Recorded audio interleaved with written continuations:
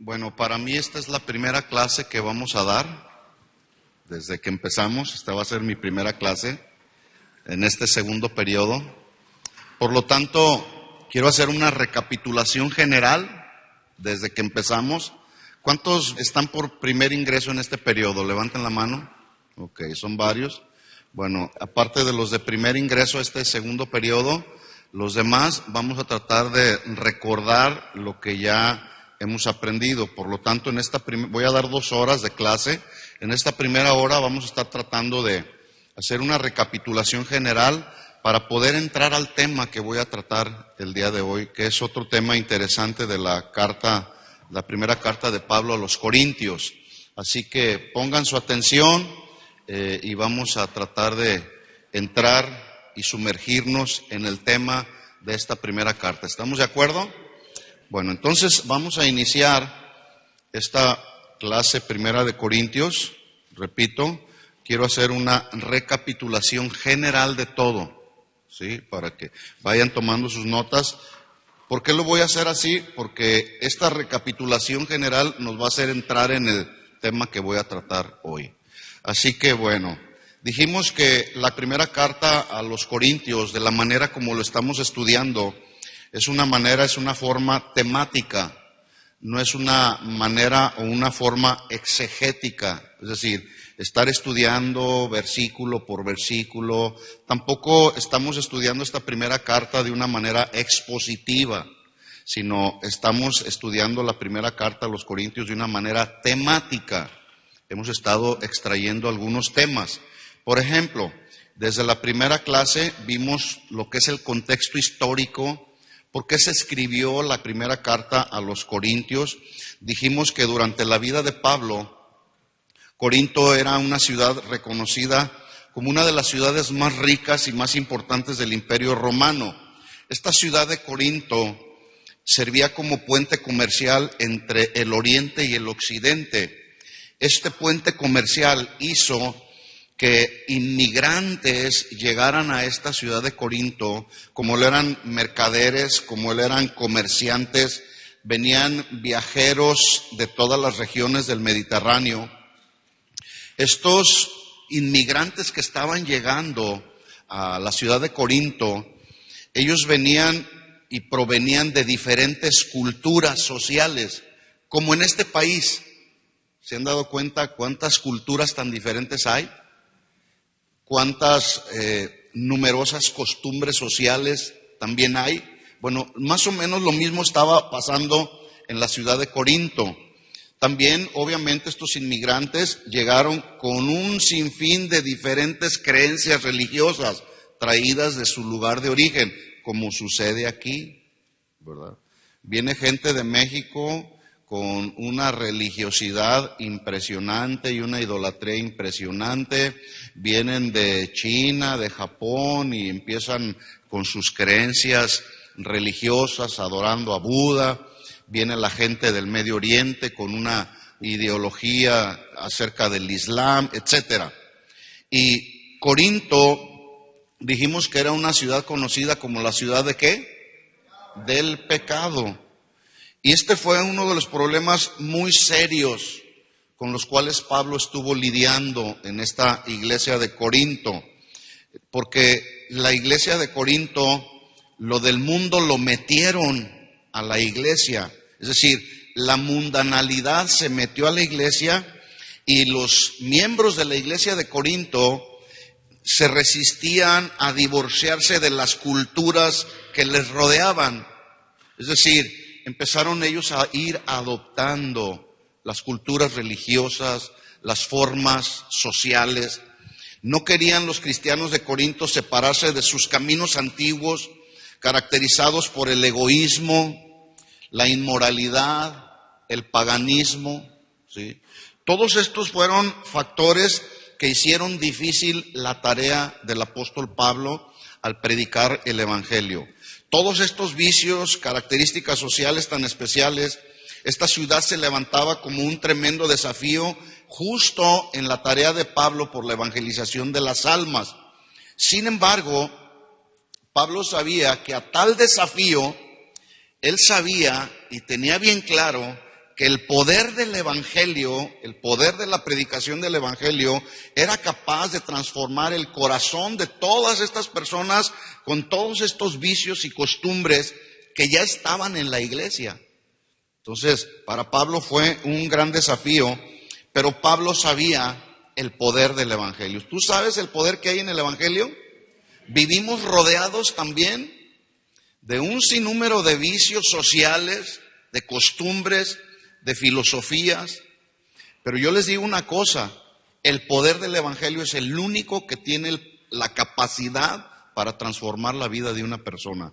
Por eso hay que predicarlo. Hay que predicar el Evangelio. Y Pablo lo sabía, por eso lo escribió en Romanos 1:16. Él dijo, no me avergüenzo del Evangelio, porque es poder de Dios. ¿Para qué? ¿Para hacer rica a una persona? ¿Para ser feliz? ¿Para devolverle la autoestima que no tiene? Dice que es poder de Dios para salvación, mis hermanos. Sí.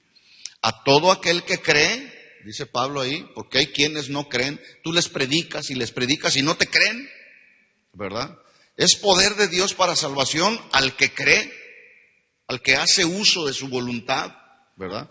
Y luego dice ahí Pablo, al judío primeramente y también al griego. Bueno, bajo todo este panorama de tanta inmoralidad social, libertinaje sexual, diversas costumbres y creencias religiosas, Pablo llega a Corinto por primera vez durante su segundo viaje misionero.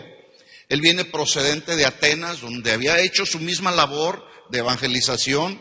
Inicia en Corinto la labor de evangelización y en ese sentido da inicio la iglesia de Dios, dicen los primeros versículos, establecida en la ciudad de Corinto.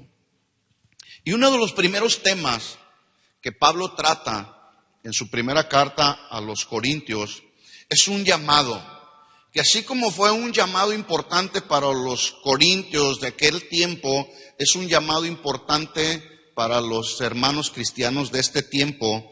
¿Y alguien se acuerda cuál es ese llamado? ¿Llamados a ser qué? A ser santos. ¿Alguien sabe lo que significa la palabra santo? Apartado para Dios, porque teníamos un concepto de la palabra santo y cuando decían santo luego volteábamos a ver dónde estaba, ¿verdad? No, la palabra santo significa apartado, consagrado para el servicio a Dios. Entonces Pablo, en su primera carta, uno de los primeros temas que trata es justamente la importancia de atender a este llamado, llamados a ser santos. En 1 Corintios 1:1 dice así la Escritura, Pablo, llamado a ser apóstol de Jesucristo. Pablo fue, aparte de ser apóstol, fue un maestro, fue un evangelista también. Dice entonces, Pablo, llamado a ser apóstol de Jesucristo por la voluntad de Dios, no por la voluntad del hombre, ni por la asignación meramente del hombre. ¿Se fijan qué importante es atender a un llamado de Dios y ser bien entendidos en que primero está el llamado de Dios? Ustedes están siendo preparados, están siendo instruidos, pero escúchenme bien esto, porque luego de repente escuchamos por ahí, estoy estudiando en el Instituto Bíblico para ser pastor. ¿Cuántos han pensado eso? Nadie, ¿verdad? Qué bueno. Porque sí hay personas, de hecho en esta semana hablaba con un hermano y me decía, hermano, ¿qué tan bíblico es ese asunto de, porque dice un familiar mío se acaba de meter al Instituto Bíblico, le están cobrando $500 cada semana, pero él me dijo que está estudiando, porque él en un año más que se va a graduar, o 2 años, está estudiando para ser pastor. Terminando sus 2 años de graduación, él ya está listo para ser pastor. ¿Qué tan real es eso? ¿Y el llamado de Dios? Una persona puede estudiar y debemos estudiar la Biblia, por eso estamos aquí. Pero el llamado, ese te lo va a dar Dios. Sí.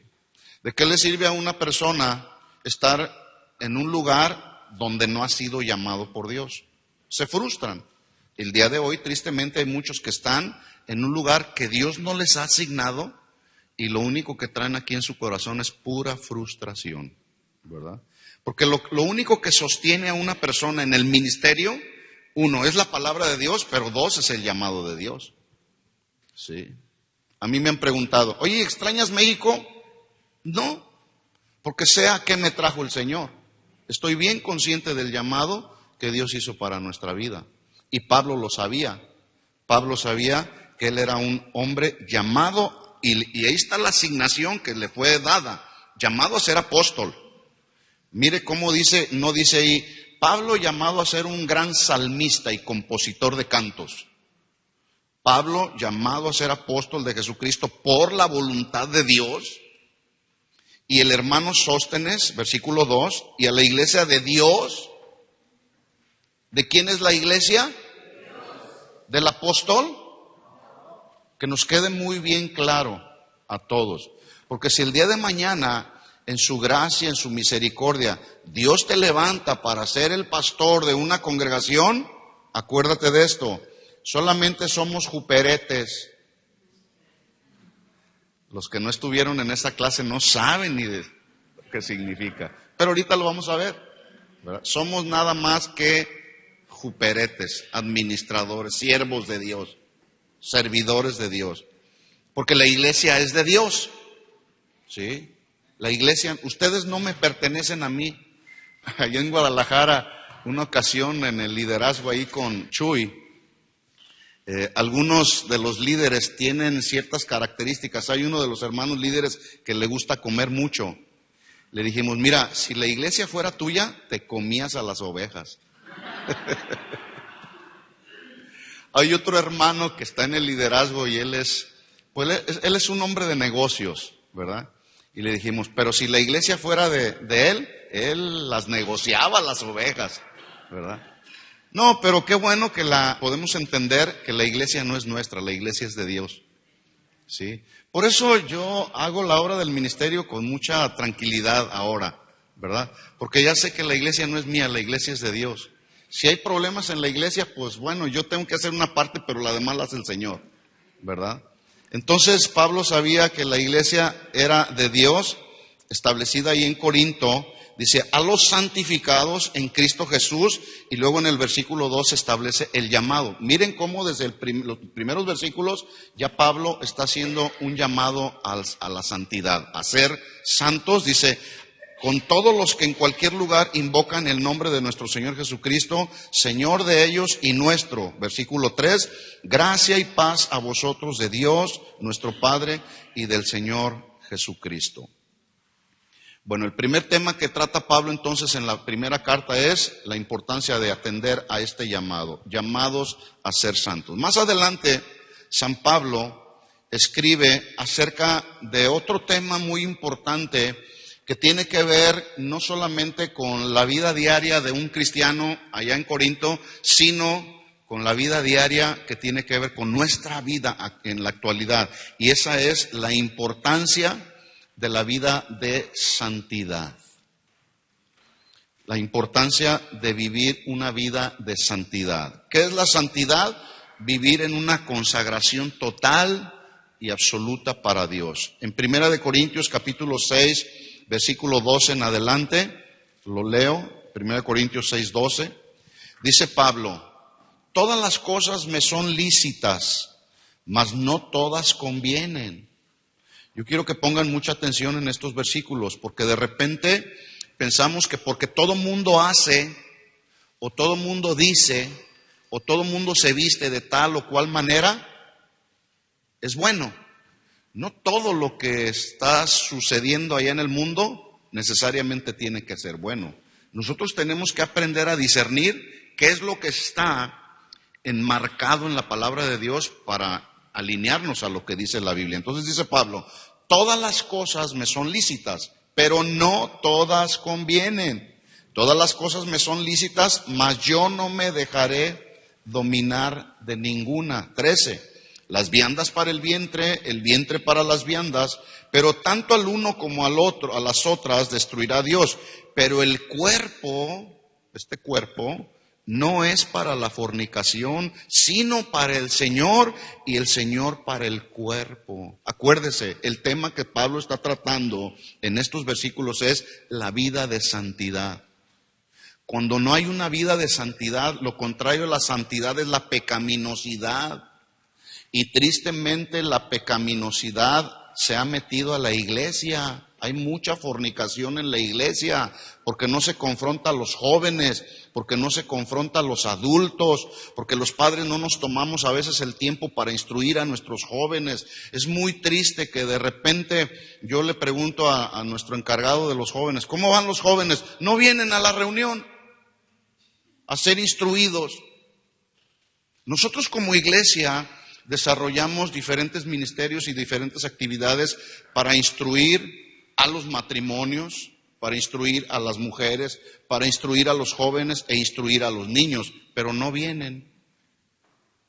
Bueno, ya, como dijo Pablo en una ocasión, yo estoy libre de la sangre de ellos. Yo ya hice lo que debo de hacer como iglesia. Como iglesia debemos ofrecerle a la iglesia oportunidades para su crecimiento y edificación espiritual. Esa es nuestra responsabilidad. Ya cada uno responde. Pero dice ahí, las viandas para el vientre para las viandas, pero el cuerpo no es para la fornicación, sino para el Señor. Versículo 14. Y Dios que levantó al Señor, también a nosotros nos levantará con su poder. 15. Escuchen bien este versículo. ¿No saben que vuestros cuerpos son miembros de Cristo?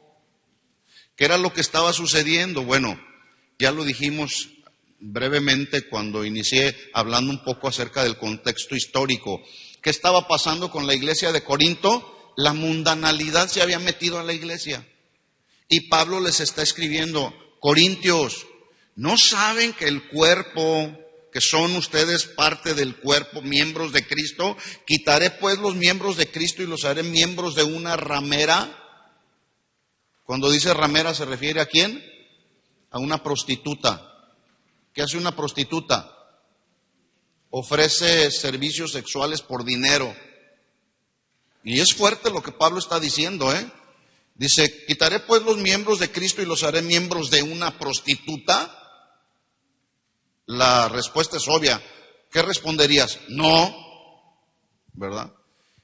De ningún modo, dice Pablo ahí, versículo 16, ¿no sabéis que el que se une a una ramera o prostituta es un cuerpo con ella? Porque dice, los dos serán una sola carne. Pero el que se une al Señor, un espíritu es con él. Y escuchen versículo 18, la instrucción de Pablo, huyan de la fornicación. ¿Sí? Y fornicación tiene que ver también con adulterio, con violación del pacto matrimonial. Dice, cualquier otro pecado que el hombre cometa está fuera del cuerpo, mas el que fornica contra su propio cuerpo peca.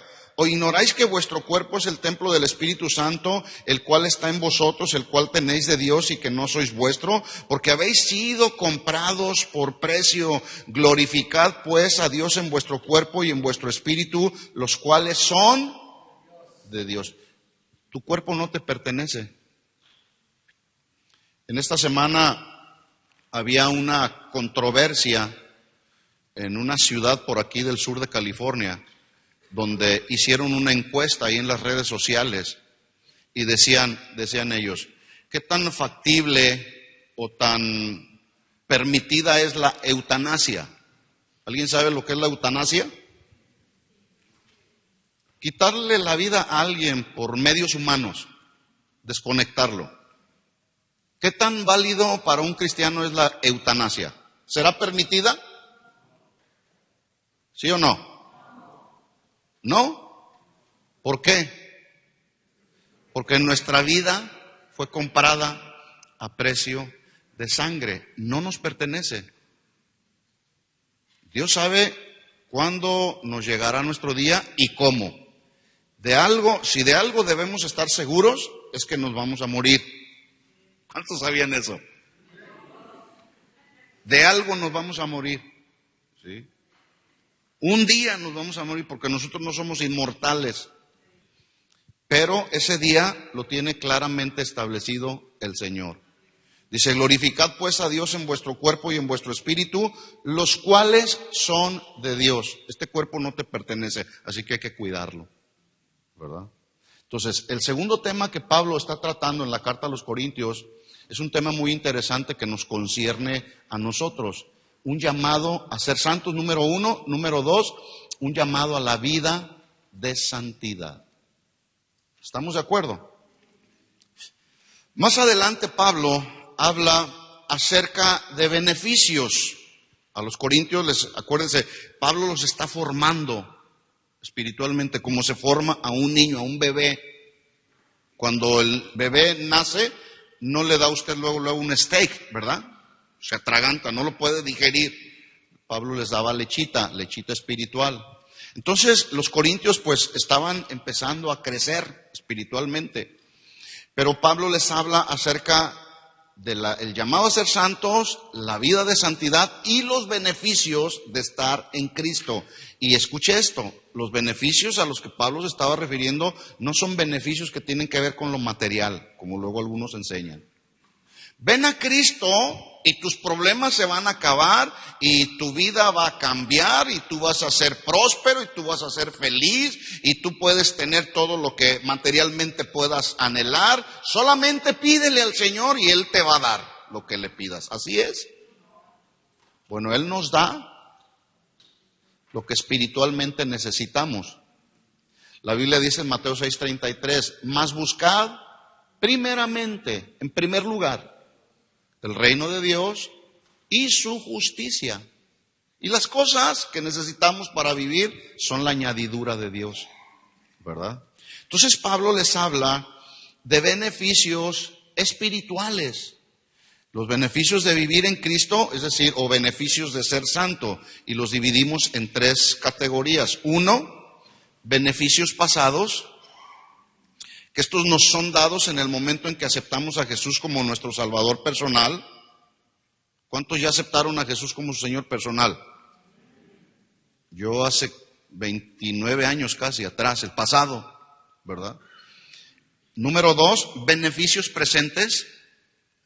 Estos se van realizando en la medida que vamos desarrollando y madurando en la vida cristiana. ¿Cuántos tienen un entendimiento mejor que hace 29 años atrás, ahora de la palabra de Dios?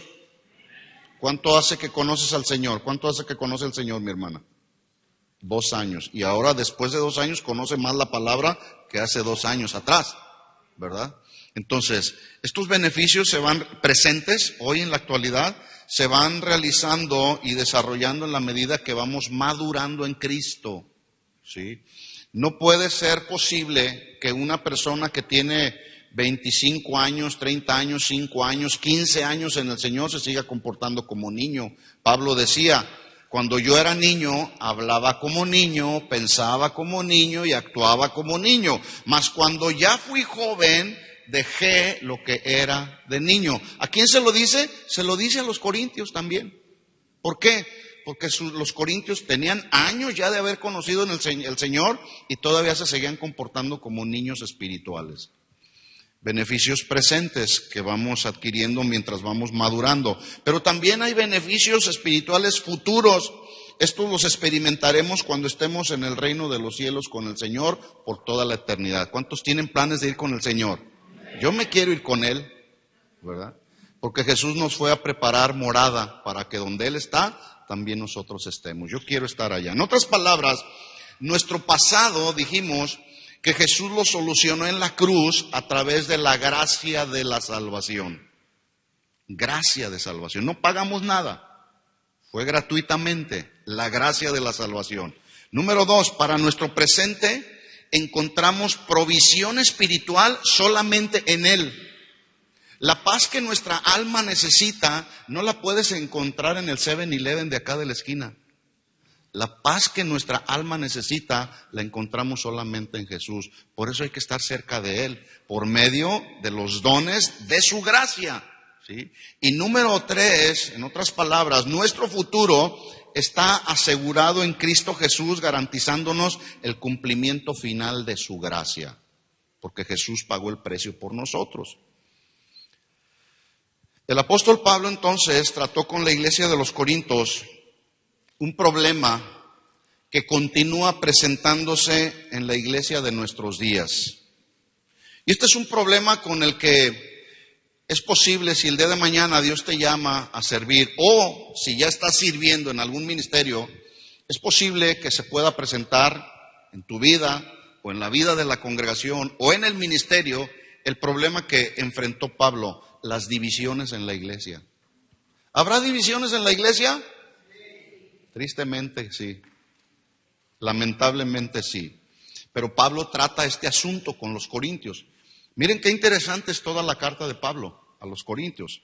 1 Corintios 1:10 dice Pablo, hablando acerca de las divisiones en la iglesia. Acuérdese, estamos haciendo un recorrido de todo lo que venimos aprendiendo durante el periodo pasado acerca de la carta de los Corintios, porque luego vamos a entrar en un tema muy interesante. Pablo no hace a un lado un problema real que había en la iglesia, que eran las divisiones en la iglesia, lo cual sigue sucediendo en el día de hoy. ¿Sí? Lejos de ser instrumentos de división, mis hermanos, debemos de ser instrumentos de edificación. En otras palabras, en lugar de levantar muros que nos separen, debemos construir puentes que nos unan. Así que no esté en nuestro corazón entrar o ser parte de las divisiones en la iglesia. ¿Tienes algo contra tu hermano? La Biblia es clara. ¿Qué tienes que ir a hacer? ¿Publicarlo al Facebook? Írselo a decir al hermano, porque luego a veces espiritualizamos los problemas que luego tenemos como cristianos, conflictos, los espiritualizamos y le decimos al hermano, ayúdame a orar, porque fíjate que traigo un problema con mi hermano así, así, así, así. El que es maduro le va a decir lo que dice la palabra. ¿Tienes algo contra tu hermano? Ve y arréglate con él. El que es inmaduro le va a decir, ay, que mi hermano tan envidioso, ¿verdad? No, así lo único que se crean son más divisiones en la iglesia. Así que no seamos factores de división, sino factores de edificación. Dice Pablo en 1 Corintios 1:10, les ruego, hermanos. ¿A quién le está hablando? A los hermanos. No les estaba hablando a los mundanos. Hermanos, por el nombre de nuestro Señor Jesucristo, que habléis todos una misma cosa. Y aquí se está refiriendo a hablar todos una misma cosa de lo que tiene que ver con la instrucción bíblica, la doctrina bíblica. Que hablemos todos la misma doctrina, ¿sí? Que si todos sabemos que la salvación es por gracia, bueno, es por gracia, porque así lo establece la Biblia. No es por obras, ¿verdad que no? Que si todos entramos en una unidad de doctrina respecto a que Cristo murió por todos los seres humanos, pues bueno, así lo dice la Biblia, Cristo murió por todos los seres humanos, no por unos cuantos. Por lo menos esa es nuestra postura respecto a que Cristo murió por todos, porque algunos dicen que no. Bueno, dice ahí, quiero que hablen todos una misma cosa y que no haya entre ustedes divisiones, sino que estén perfectamente unidos. Esta expresión perfectamente unidos habla, sino que estén maduramente, con una madurez doctrinal, en unidad, ¿sí? En una misma mente y en un mismo parecer, porque he sido informado acerca de vosotros, hermanos míos, por los de Cloé, que hay entre ustedes contiendas, los chismosos de Cloé, algunos han llamado. Pero no, aquí el asunto ya lo hemos tratado. Había un problema de división en la iglesia que necesitaba intervenir la autoridad apostólica, ¿sí? Para establecer el orden. De tal forma que esta postura de los de Cloé nos enseña que cuando hay divisiones en la iglesia y los asuntos no se pueden arreglar entre los hermanos una vez y dos veces cuando se llama a un testigo y no se logra llegar a una unidad, entonces se debe de llamar a la autoridad, en este caso Pablo, llamaron a Pablo como autoridad apostólica para que él estableciera el orden en la iglesia. Por eso los de Cloé tuvieron que avisarle, Pablo, hay divisiones en la iglesia, necesitas venir a poner la mano, a establecer el orden. Y en ninguna manera debemos de ver a los de Cloé, que fueron unos hermanos chismosos porque fueron a decirle a Pablo. No, más bien hay que darles la honra que ellos merecen, porque le avisaron a Pablo que era necesario que se estableciera el orden en la iglesia. Y luego el versículo 12, Pablo trata el asunto. Quiero decirles que cada uno de ustedes dice, yo soy de Pablo, yo soy de Apolos, yo soy de Cefas y yo soy de Cristo. Es decir, habían hecho varios partidos políticos, por llamarlo de alguna manera. Algunos decían, no, pues yo soy de la iglesia verdadera que está en Fontana. Yo soy de la iglesia verdadera que está en Glendale. No, allá sí tenemos la verdad. No, y yo soy de allá de Anaheim. Y yo soy, no, hermanos. Somos una misma iglesia. ¿Sí? Nadie es de nadie. Todos somos de Dios. Porque Él fue el que pagó el precio en la cruz por nosotros. Pero estos inmaduros de los corintios decían, no, Pablo es mi pastor. No, Pedro es mi... No, hermanos, eso no ayuda. Dice, yo soy de Pablo, yo soy de Apolo, yo soy de Cefas. Y luego los confronta Pablo diciéndoles, ¿acaso está dividido Cristo? ¿Cuál sería la respuesta? No. ¿Fue crucificado Pablo por ustedes? No. Ahí pudiéramos. ¿Fue crucificada María por ustedes? No.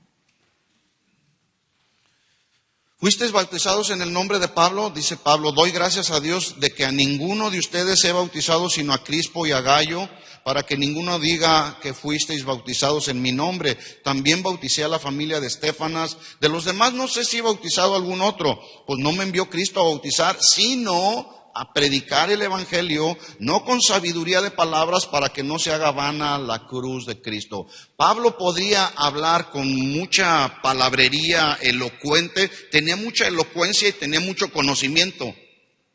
Pero miren cómo él estaba bien ubicado. Él dijo, no me envió el Señor a predicar el evangelio con palabras de sabiduría, de mucho conocimiento, sino para que no se haga vana la cruz de Cristo. O sea, él le daba el honor a la cruz de Cristo, predicaba de la cruz de Cristo.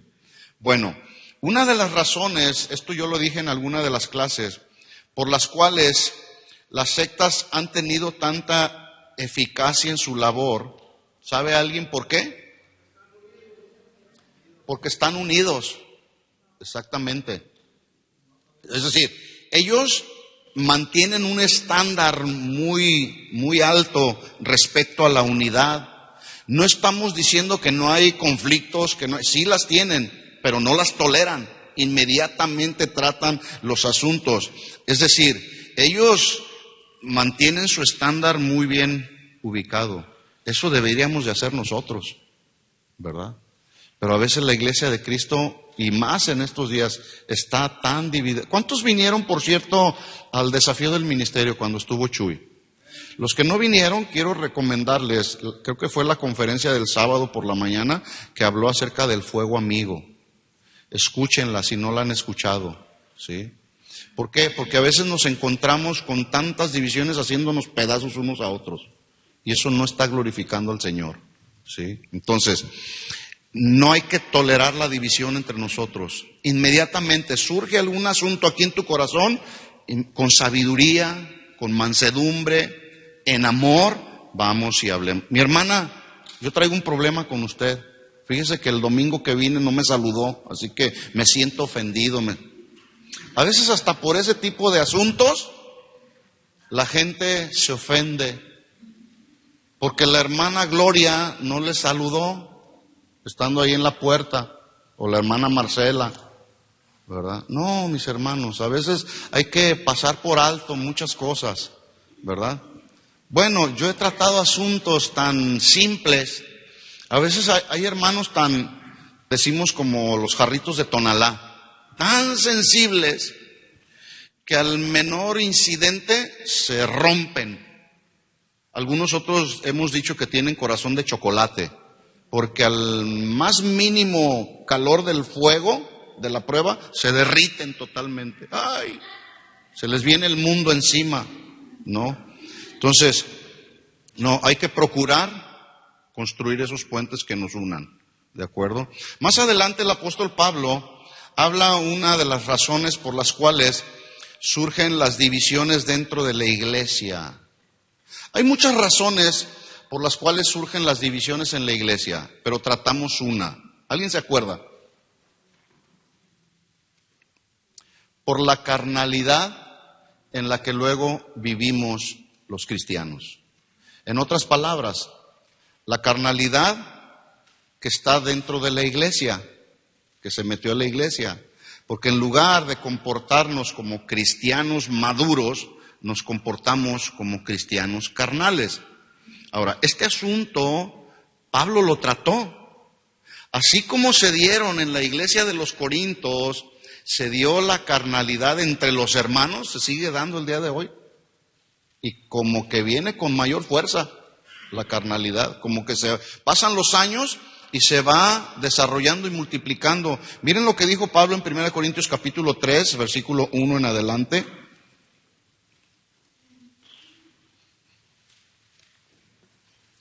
1 Corintios 3:1.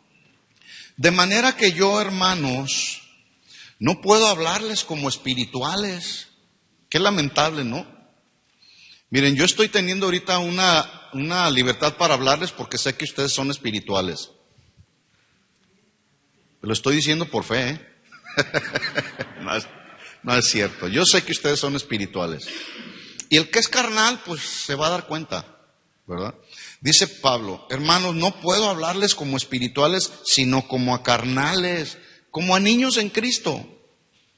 Les di a beber leche y no vianda, porque aún no eran capaces ni son capaces todavía, porque aún sois carnales.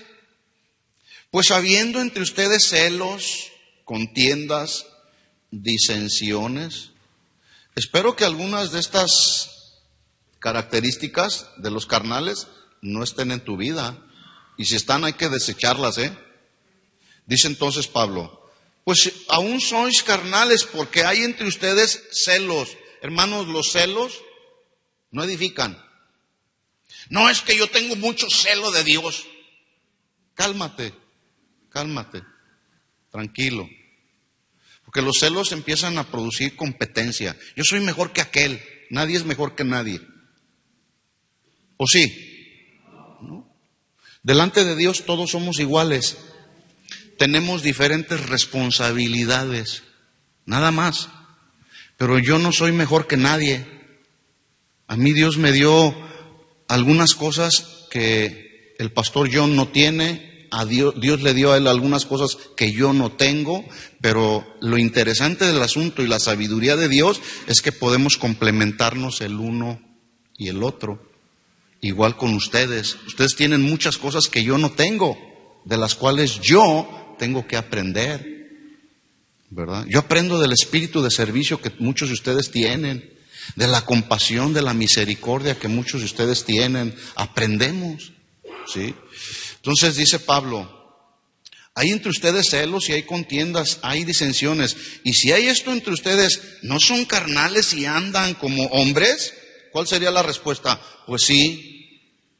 Porque si hay celos, contiendas y disensiones, andan como carnales. Versículo 4. Porque diciendo el uno, yo ciertamente soy de Pablo, y el otro, yo soy de Apolos, ¿no soy carnales? 5. ¿Qué pues es Pablo? ¿Qué es Apolos? Servidores, juperetes, servidores por medio de los cuales habéis creído. Somos solamente las herramientas de Dios, las herramientas que Dios usa para que algunos vengan a los pies de Cristo, nada más. ¿De qué nos creemos? Dice entonces, por medio de los cuales habéis creído, y eso según lo que a cada uno concedió el Señor. ¿Se acuerda de la parábola de los talentos? A uno le dio 5, a otro 3 y a otro 1, conforme a su capacidad. Si al pastor de la iglesia fulana de tal, el Señor le dio la capacidad para tener 5 talentos y a mí me dio 3 o 1, ¿se acuerdan que en esa parábola la recompensa fue la misma para todos? Para el que recibió 5, 3 y 1, fue la misma. Lo cual significa que no tiene que ver los talentos que te dieron. Tiene que ver la fidelidad con la que desarrollamos esos talentos, ¿verdad? Dice versículo 6, yo planté, Apolos regó, pero el crecimiento lo ha dado Dios. 7, así que ni el que planta es algo, ni el que riega, sino Dios que da el crecimiento. Y el que planta y el que riega, ¿qué son? Una misma cosa. Aunque cada uno recibirá su recompensa conforme a su labor. Porque nosotros somos colaboradores de Dios y vosotros sois labranza de Dios, edificio de Dios. Entonces, la causa de los problemas en la iglesia no era un asunto que se había metido solamente del mundo, es decir, no venía como producto y resultado de una influencia externa, sino más bien el problema estaba en el seno de la iglesia. ¿Cuál era ese problema? La carnalidad que había en los cristianos de Corinto. Entonces, Pablo les llama carnales y está tratando de decirles a los creyentes corintios que aunque ya no eran naturales, tampoco estaban comportándose como espirituales, es decir, no se estaban comportando como hombres y mujeres controlados por el Espíritu Santo. De hecho, los llama carnales porque se habían dejado controlar más por la naturaleza humana que por el Espíritu Santo. ¿Quién te controla? ¿El Espíritu Santo? Si el Espíritu Santo es el que nos controla, ¿cómo debe de ser nuestro comportamiento y nuestra conducta? Espiritual. Pero si es la carne la que nos controla, ¿sí? Entonces nuestra conducta y comportamiento es carnal. Aunque todos los creyentes nacidos de nuevo tenemos el Espíritu Santo, mientras continuemos en este cuerpo mortal, seguiremos teniendo luchas con él. ¿Estamos de acuerdo? Pero hay que luchar. Más adelante, Pablo habla acerca de las obras y sus recompensas. Ahí mismo en el capítulo 3, pero en el versículo 10, 1 Corintios 3:10, dice, conforme a la gracia de Dios que me ha sido dada, yo como perito arquitecto puse el fundamento y otro edifica encima, pero cada uno mire cómo sobreedifica. Porque nadie puede poner otro fundamento que el que está puesto, el cual es Jesucristo. Es decir, lo que Dios quiso revelar acerca de Dios, acerca de Jesucristo, acerca de la vida de los cristianos, ya está revelado y establecido en la Biblia. Ya no hay más nuevas revelaciones. Para que no se crea de aquellos que luego dicen, traigo la última y más grande revelación de la Biblia. Todo está revelado ya.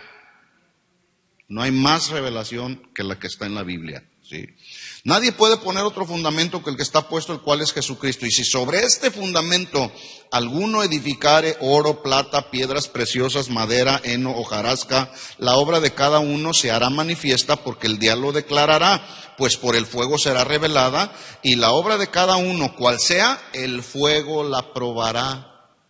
14. Si permanece la obra de alguno que sobreedificó, recibirá recompensa. Si la obra de alguno se quema, sufrirá pérdida. Si bien él mismo será salvo, aunque así como por fuego, ¿no sabéis que sois templos de Dios y que el Espíritu de Dios mora en vosotros? Si alguno destruye el templo de Dios, Dios lo destruirá a él, porque el templo de Dios, el cual sois vosotros, santo es.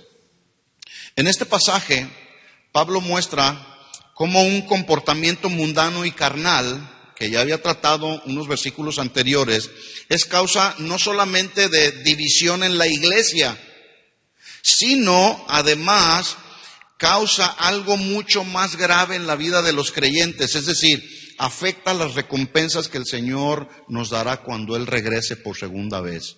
Están en juego ahí. Por eso hay que vivir en unidad, ¿sí? Viene el día de las recompensas. Llegará tan pronto ese día de las recompensas como cuando Jesús vuelva por segunda vez, así lo establece Apocalipsis 22:12. Dice que Él vendrá otra vez. He aquí vengo pronto. Si estamos viviendo en la tierra para ese entonces, poco tiempo tendremos para prepararnos. Por lo tanto, hoy es el tiempo propicio para hacer de la obra de Dios, la obra que el Señor nos ha encomendado, que podamos estar seguros que lo que estamos haciendo está honrando a Dios de tal forma que cuando Él venga, Él nos podrá calificar y nos va a dar nuestras recompensas en el tribunal de Cristo. Pregunta, en el tribunal de Cristo, ¿Habrá culpable o inocente o habrá recompensas? ¿Qué? ¿Quién dijo culpable y inocente? Ahí no es para el juicio final. Ahí es para la entrega de recompensas. El tribunal y dice la Biblia que todos, sin excepción, compareceremos ante el tribunal de Jesucristo. Todos. Ahí se te va a decir, bien, buen siervo y fiel. En lo poco fuiste fiel, en lo mucho te pondré. ¿Quién lo dirá? Jesús. Entra al gozo de tu Señor. Ahí será la entrega de las recompensas en el tribunal de Cristo, de acuerdo a lo que hicimos estando aquí en la tierra. Por eso lo que hagamos para el Señor hay que hacerlo bien, mis hermanos, no a la mexicana. Alá y se va. Dicen ahí, lo hecho en México está bien hecho. Y resulta que te pones un traje. Yo hace años atrás compré un traje. En la primera puesta se me rompió el cierre. Pero tenía la marca ahí. Lo hecho en México está bien hecho. ¿No? Lo hecho en el Señor debe de estar bien hecho. Porque se trata de honrarlo a Él. ¿De acuerdo? Bueno, en base a las palabras de Jesús, cuando Él dice, bien, buen siervo y fiel, sobre poco has sido fiel, sobre mucho te pondré, entra en el gozo de tu Señor. En base a esas palabras, Pablo en el capítulo 4 habla justamente acerca de quiénes son los verdaderos servidores de Cristo. No es un verdadero servidor de Cristo el que anda aquí, el que anda allá y dice, es que yo estoy en la iglesia y yo soy un servidor de Cristo. Ya hablamos de este tema y vimos claramente que Pablo da algunas características acerca de quiénes son los verdaderos servidores de Cristo. En el capítulo 4, versículo 1, dice Pablo, téngannos los hombres como servidores de Cristo. ¿Qué somos? ¿Ya sabías, John, qué eres? ¿Qué eres? Servidores. ¿Ya sabía usted qué era? Somos servidores. Servidores de Cristo.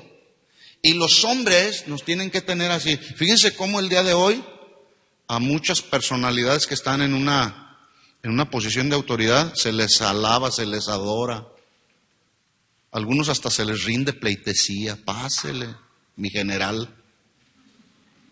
No, es increíble lo que está sucediendo ahora. Y cuando no, una ocasión un pastor armó, como decimos en México, ¿no? Armó un pancho tan grande, un escándalo tan grande, porque llegó a la congregación y lo tuvieron que estacionar acá. Por ejemplo, si regularmente se estacionaba de aquel lado, pues ya no había estacionamiento allá y se tuvo que estacionar de este lado. Hizo un gran escándalo porque le tocó un lugar de estacionamiento acá. ¿Qué no sabes que yo soy el pastor? Cálmate. Sí, eres el pastor, nadie te lo quita.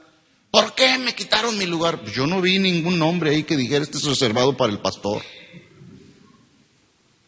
Somos servidores, hermanos. Si nos toca sentarnos donde debamos de sentarnos, ¿cuál es el problema? Pero algunos arman tanto escándalo y ni siquiera pastores son, ¿verdad? Así pues, téngannos los hombres por servidores de Cristo. Y luego dice, y administradores de los misterios de Dios. Los misterios son cosas que estaban ahí ocultas, que en la medida que vamos madurando en la palabra, el hermano Pablo nos enseñaba, nos decía siempre una expresión que tiene mucho sentido. Él decía, la revelación de la palabra de Dios en tu vida siempre debe de ser progresiva. Revelación progresiva, ¿sí? ¿Qué significa esto? Que bueno, ahora después de 29 años de estar conociendo al Señor, ahora sé más que lo que sabía en mis primeros años de cristiano. La revelación de la palabra de Dios va siendo progresiva, vamos creciendo, ¿sí? Entonces, somos administradores de eso que se nos ha revelado, de los misterios de Dios. Antes no sabía yo lo que significaba nacer de nuevo, ahora ya lo sé. Bueno, tengo que saber administrar. esos misterios que ahora me son revelados para enseñarlos a otros. Estamos aquí, has aprendido. ¿Sí han aprendido? Bueno, eso que tú has aprendido, lo has aprendido para que vayas y lo pongas en práctica con otros, lo des a otros, para que le ayudes a otros a que la revelación de la palabra de Dios en ellos vaya siendo progresiva. Somos administradores. Y la Biblia dice que el administrador debe de ser fiel, ¿verdad? Dice, ahora bien, se requiere de los administradores, ahí está, versículo 2, que cada uno sea hallado, ¿qué? Fiel.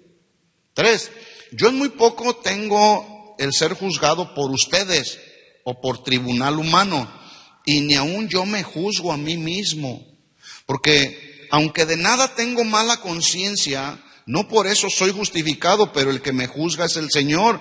Así que no juzguéis nada antes de tiempo hasta que venga el Señor, el cual aclarará también lo oculto de las tinieblas y manifestará las intenciones de los corazones, y entonces cada uno recibirá su alabanza de Dios. Pablo en estos versículos está dejando bien claro que no es el carisma que tiene una persona, no es la popularidad, no son los logros académicos, tampoco son las estadísticas, tampoco son los muchos miembros que pueda tener en una congregación los elementos que determinan si una persona es un verdadero siervo de Jesucristo. Esos no son los elementos que deben de determinar. ¡Ah, qué gran siervo de Dios es! Mira, tiene 50,000 personas en la iglesia. Hay muy buen resultado, sí, pero de esos 50,000, ¿cuántos son nacidos de Dios?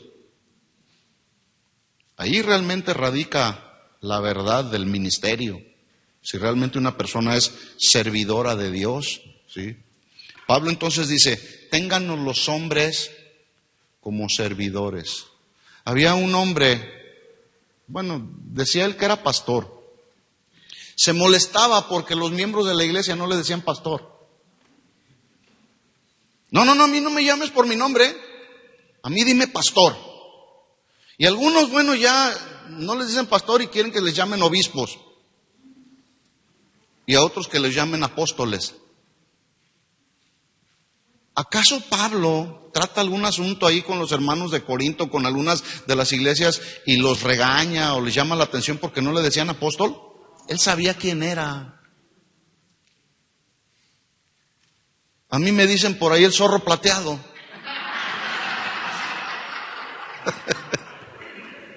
¿Y qué?